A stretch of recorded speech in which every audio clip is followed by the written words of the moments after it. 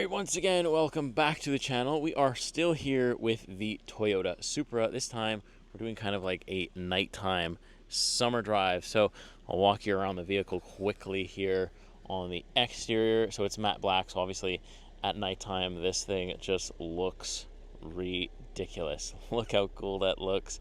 I mean, you could see you have the rear here with the diffuser. It still looks as aggressive. It looks almost more aggressive at night. It's probably one of the coolest vehicles that I will drive here in 2026. It is just menacing. It is actually quite unbelievable. And this isn't just an appearance package. This, you have better brakes, better bushings, so better suspension. I think you have better roll bar or anti-roll bars in here as well. 19-inch rims. You got the little spoiler back there as well. So like this thing is absolutely no joke at all. And yeah, obviously we don't get the horsepower bump that I think is available in like the Korean countries and also Europe. But like if I like kneel down here, look how aggressive that looks. That is just ridiculous. So yeah, so I just kind of wanted to take it for a night drive, kind of talk a little bit about it, kind of calmly take you through it, maybe show you what it's like to drive this thing at night. I'll quickly show you the interior here if we can get some lights on in the thing. I'm holding the mic with my hands because I'm gonna have to attach it to my seatbelt. So this is one of 25 for all of Canada. So if you like what you see here, you better act fast because, well, it's gonna go away. So at nighttime, it's a lot of just this, right? It's a lot of red, which is actually really cool because the exterior is kind of black and red, interior is kind of black and red. There is carbon fiber over here. I don't know if you can see it. Not too much in way of storage on the interior. I guess I'd say like the biggest thing that probably needs an upgrade is here is like this BMW infotainment. But if you like the classic look of BMW iDrive, then like this is it. It gets no better than this. Like I really like this. And then I like the gauge cluster as well. So if you don't know, this vehicle is based off of the Z4. And what that means is, it's almost a BMW, right? It's got the B58, one of the most legendary engines of my time. And I like what Toyota have done here with this gauge cluster versus what BMW did in the Z4 the last time I drove it. I think I drove it in 24 maybe, or 25 maybe last year. I can't remember now. I drove it at some point, and this is a really good looking gauge cluster. There's not a lot of information, so you really just get like the gear you're in, you get the gas stuff, and then that big blank space on the right is basically for like door open messages and stuff like that. So there's nothing really crazy going on there. I'll put this back to auto, and that's actually the visibility. I had my parking lights on, so it wasn't so aggressive in the camera, but this is actually how you can see it. I also have a heads-up display, physical controls for almost everything, which is nice, and then this gear selector is butter. So let's get this thing on the road. I don't know if it's going to show at nighttime, but red seatbelts. If you want to see this thing in the daytime, there is a video for that, and there will be a review for that, and you'll be able to see it. I filmed a bunch of footage with this thing. I only have 4 days with it, but I've filmed quite a bit. So let's get my GoPro here into what I like to call its driving position. Sorry for my hand on the camera there, but I really want you to see what's going on here properly. So hopefully you can see. It's kind of hard to do these things at nighttime because I'm not sure what level of visibility that you guys would have with this. Just kind of look over. I think this is okay. Let's hope so. If not, this video won't see the light of day. So here we go. Let's get this thing in motion on the road here. Actually, let me put it in sport mode too. I usually like to use the full sport mode. I like to feel everything, even knowing like it's a little bit bumpy at times, because you do tend to sit closer to the rear axle. So what that means is that you are going to feel a lot of the bumps from the back. So like there's these little disgusting, I hate them. I feel like Quebec puts these speed bumps to like ruin everybody's car. Like I haven't touched it on this one, but I just feel like the way it slams off of those little tiny curb-like speed bumps is just atrocious, and you just feel it. And so sometimes when you hit a big pothole in this, you will feel all of the potholes wrath, and it just makes me a little nervous at times because obviously this is one of 25 for Canada.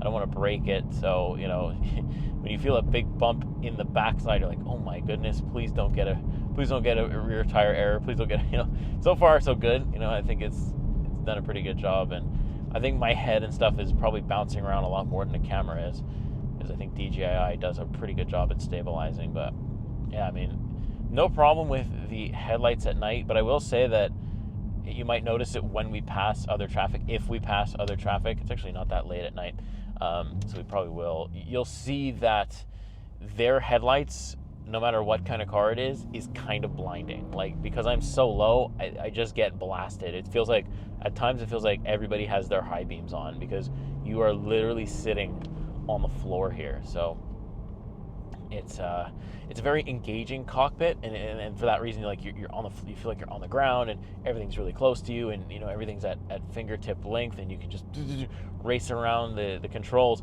But at the same time, visibility is a little bit at a premium. You can see it's small glass basically everywhere, so those are things you have to get used to. But honestly, I've gotten used to it pretty quick. Like I said, usually we get 7 days with these vehicles. For this special one, they're only giving us 4, probably to keep the kilometers as low as possible, because I guess they figure some people won't drive it as much if they don't have it all week, and that is the case. It's not really possible to drive it for 7 days if you only have it for 4. So I think that is the plan there, and not a bad plan, might I add. I think it's a fair plan, but so it's just one of those things. So you know what? I've enjoyed my time though, and I've really gotten used to everything. Like, gotten used to the ride height, and this transmission, let me tell you, is just butter. Probably the best I've driven. The Nissan Z1 is up there. Honda Acura ones are also up there. This one is just on a different level. It's so butter. Operating this gear selector down here is like, it's so notchy, so smooth. It falls into gear. It just is such a nice experience. And it's hard to explain without, like, you actually haven't driven it, but it's like, it's just so good. It's not gated, but I think it's like maybe as close as we can get. Also, I haven't never driven Porsche's one, so I don't know. But let's give it a quick little rip here. We're going to do a cautious rip because it's at nighttime, but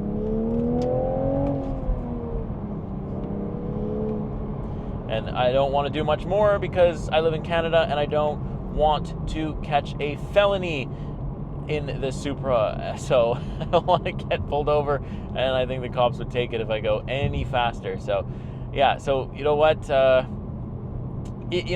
For the roads, it's got plenty of power. I mean, you do not need more power than this for the public roads that you will be driving on the majority of the time. Because, like, say you want to overtake somebody, you do this. That was a huge bug that just splattered on the window. Dropping a gear and disappearing, but I'm doing it from 4th to 3rd, and I'm going at near highway speeds. That's ridiculous. Ridiculous, I tell you.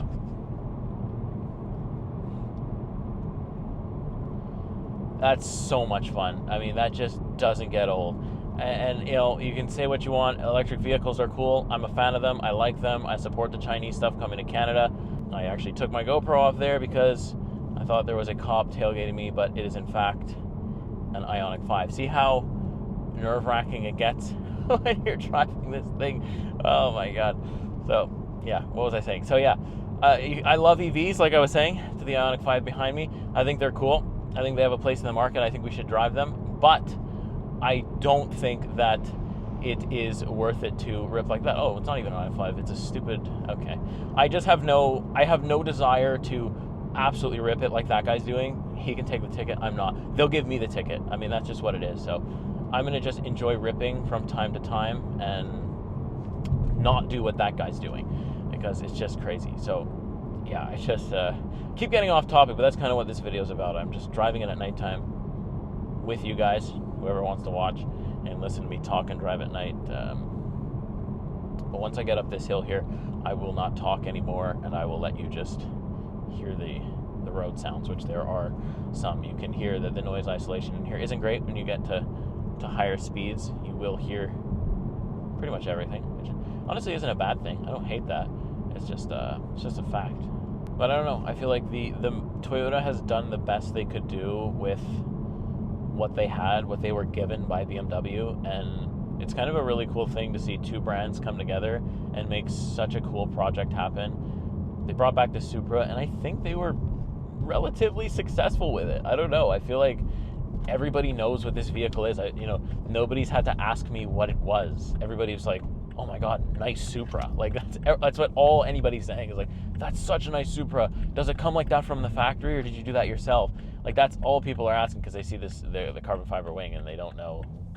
Not a lot of people don't know about the final edition, sure, but they definitely know about the other thing. So I'm going to leave you there, sort of. I'll just kind of drive this long road and let you listen to this B58 a little bit. So here we go. Enjoy.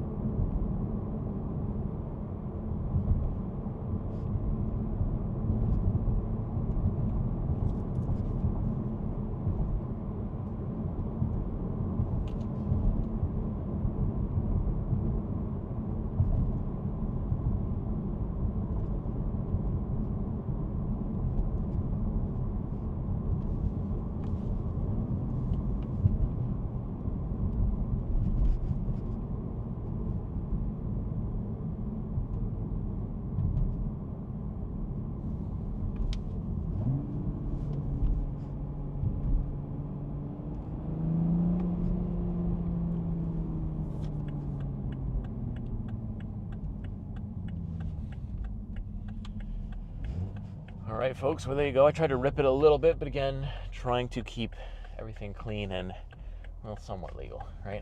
We have to keep it somewhat clean, somewhat legal, because, like I said, I don't want to get Toyota's nice 1 of 25 impounded.